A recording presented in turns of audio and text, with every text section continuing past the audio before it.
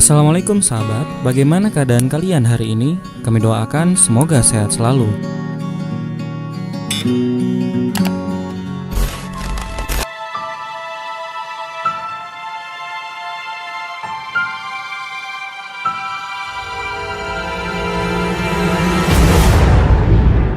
Mungkin beberapa dari Anda pernah berpikir tentang pertanyaan mengapa Bank Indonesia memiliki hak monopoli untuk mencetak uang rupiah. Bagaimana prosesnya dan milik siapa BI sebenarnya?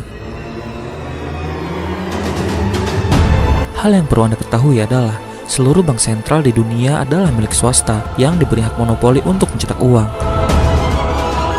Maka, apakah Bank Indonesia juga swasta? Kebanyakan manusia di dunia belum memahami bahwa mata uang kertas yang mereka pakai bukanlah terbitan pemerintah setempat. Sebelum ada bank sentral, sejumlah bank swasta telah menerbitkan nota bank yang berlaku sebagai alat tukar di negara yang bersangkutan. Dimulai dari Inggris. Dengan kelahiran Bank of England, hak menerbitkan uang kertas mulai diberikan hanya kepada satu pihak saja. Memang, kebanyakan bank sentral itu melabeli dirinya dengan nama yang berbau nasionalisme, agar terasa bahwa bank-bank sentral ini adalah milik negara seutuhnya, sehingga menumbuhkan kepercayaan masyarakatnya dan tidak menimbulkan kecurigaan serta keresahan. Bank sentral adalah milik keluarga-keluarga. Marilah kita ambil bank sentral paling berpengaruh di dunia saat ini, Federal Reserve. Saham terbesar Federal Reserve dimiliki oleh dua bank besar, yaitu Citibank sebesar 15% dan Chase Manhattan sebesar 14%. Sisanya dibagi oleh 25 bank komersial lainnya, seperti Chemical Bank sebesar 8%, Merchant Security Trust sebesar 9%, Manufacturers Hanover sebesar 7%, dan sebagainya.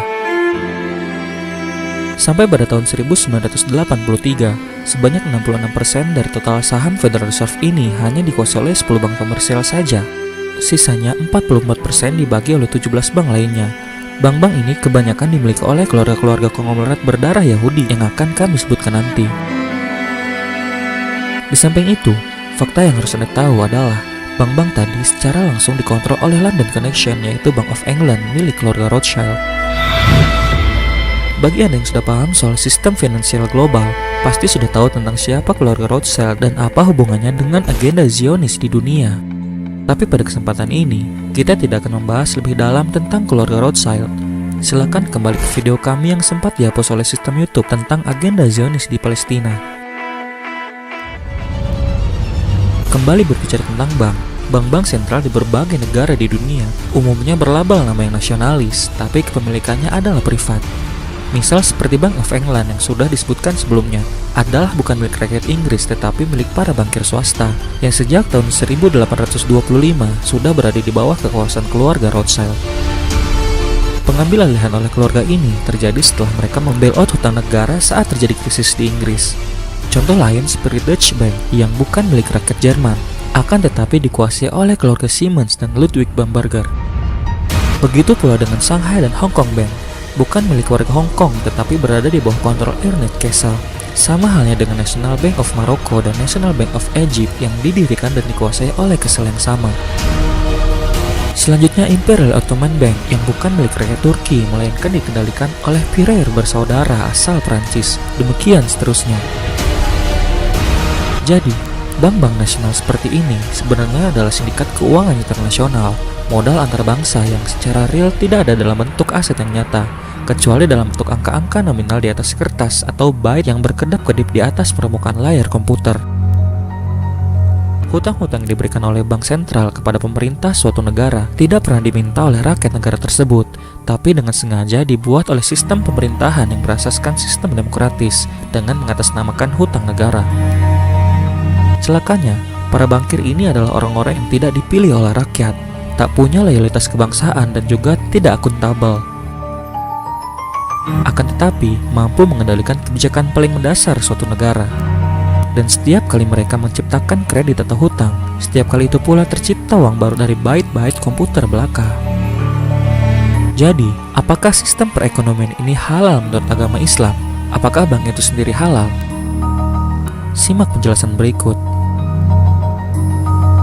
Makanya ulama-ulama kita ini tenang. Kenapa?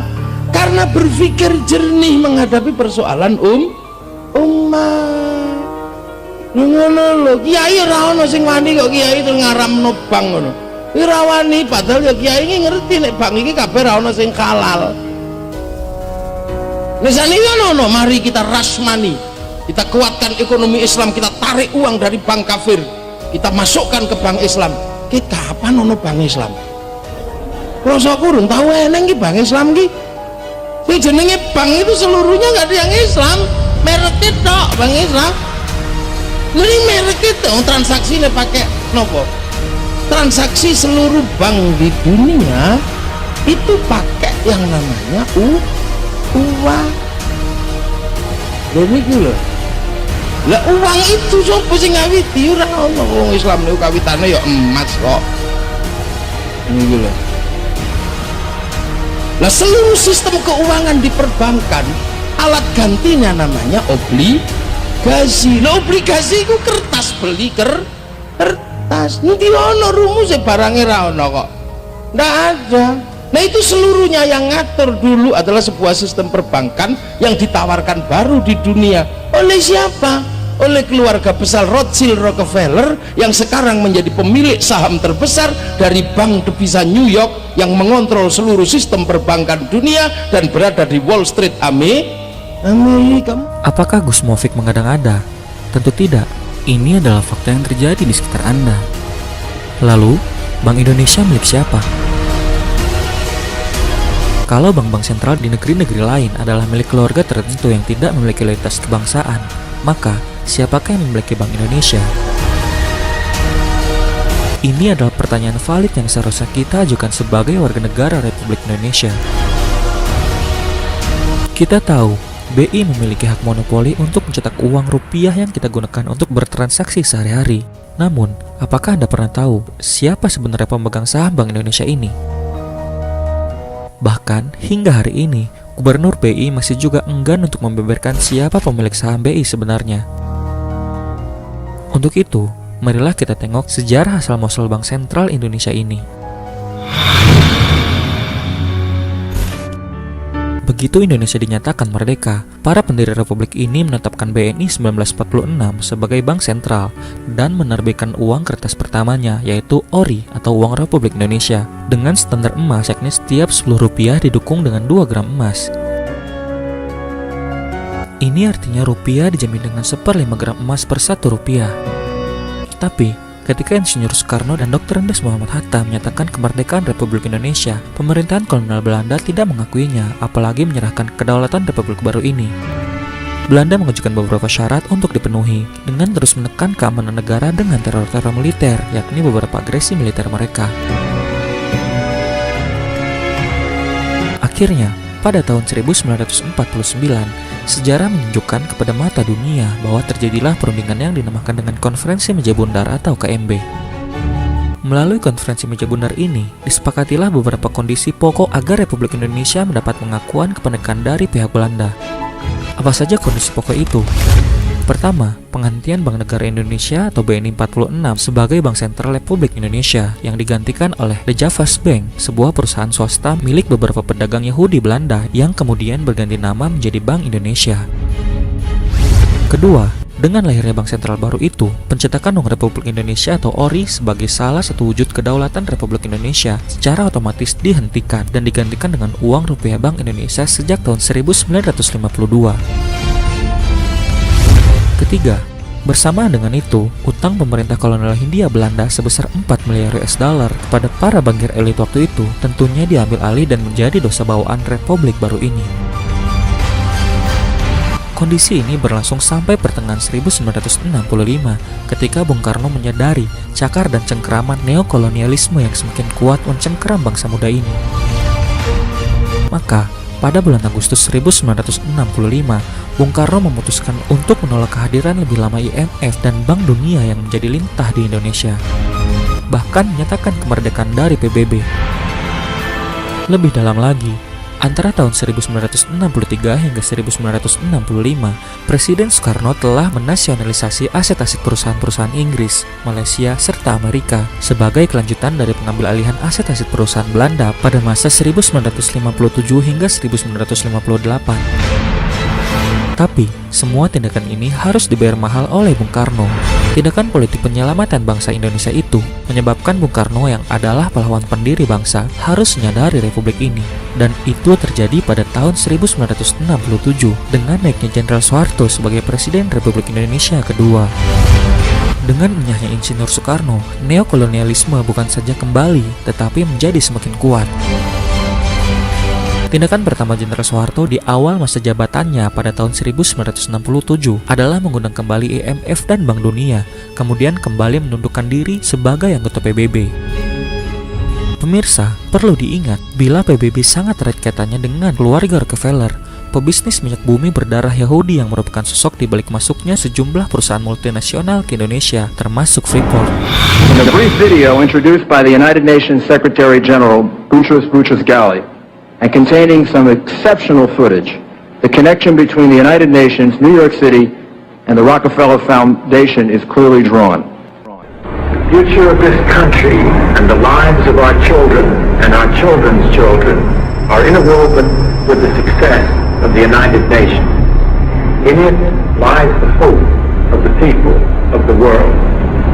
My father considers it a privilege to have had a part in the development of its permanent home. I'm glad to hand you, Mr. Lee, my father's check. Thank you, Mr. Rockefeller. Neokolonialisme berlanjut. Seperti yang ditulis oleh John Pilger, seorang jurnalis asal Australia, di dalam bukunya berjudul Tell Me No Lies. Pada bulan November 1967 itu, digelarlah konferensi yang berlangsung selama 3 hari di Swiss. Konferensi ini dipimpin langsung oleh John D. Rockefeller. Semua perusahaan raksasa mengirim perwakilannya seperti perusahaan-perusahaan minyak besar, bank, termasuk Gas Manhattan, General Motors, Imperial Chemical Industries, British American Tobacco, Siemens, US Steel, dan masih banyak yang lain.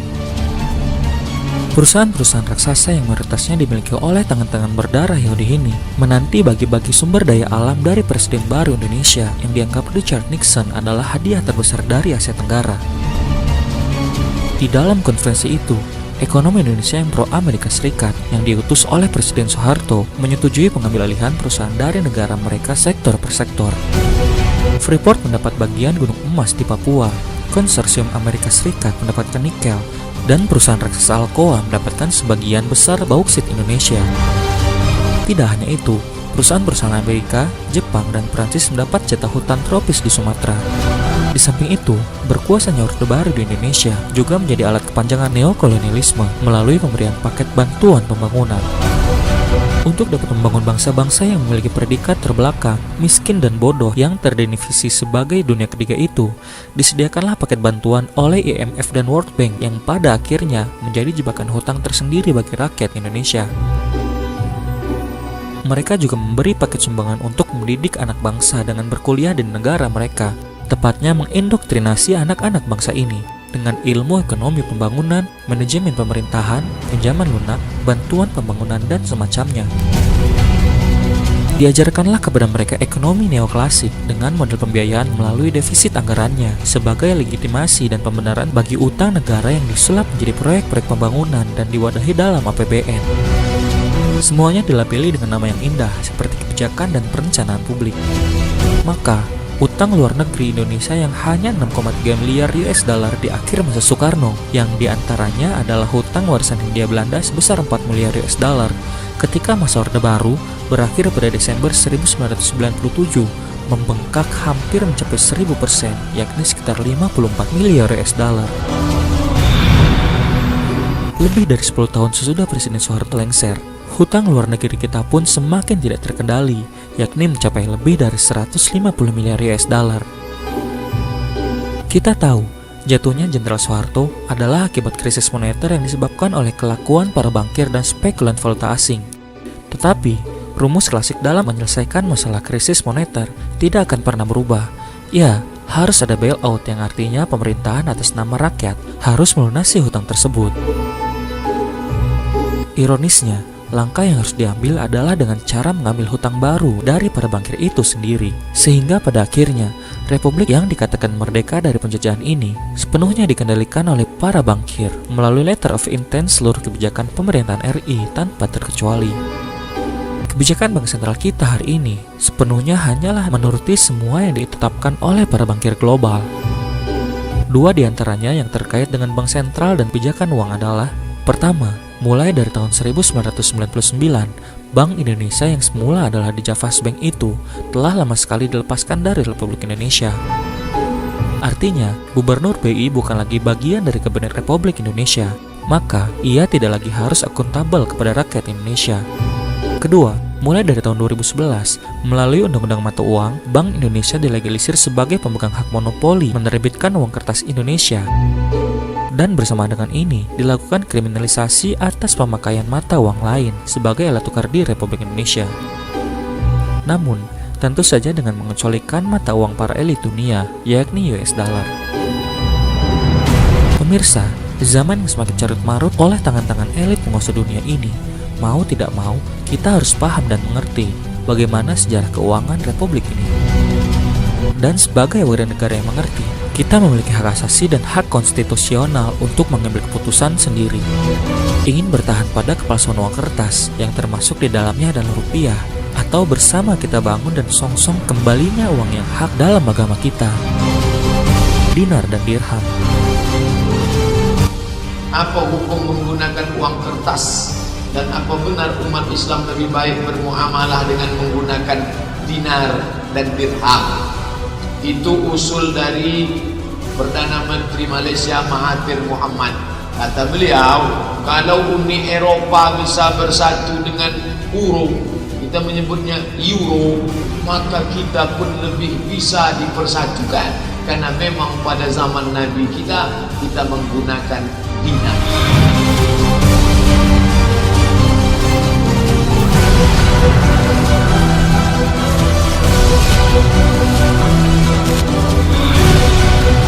Masih banyak topik yang akan kita bahas. Silakan subscribe channel kami agar kita bisa lebih dekat dan bersama membahas berbagai topik menarik lainnya. Like bila Anda suka dan unlike saja bila Anda tidak suka dengan video seperti ini. Terima kasih telah menonton dan sampai jumpa.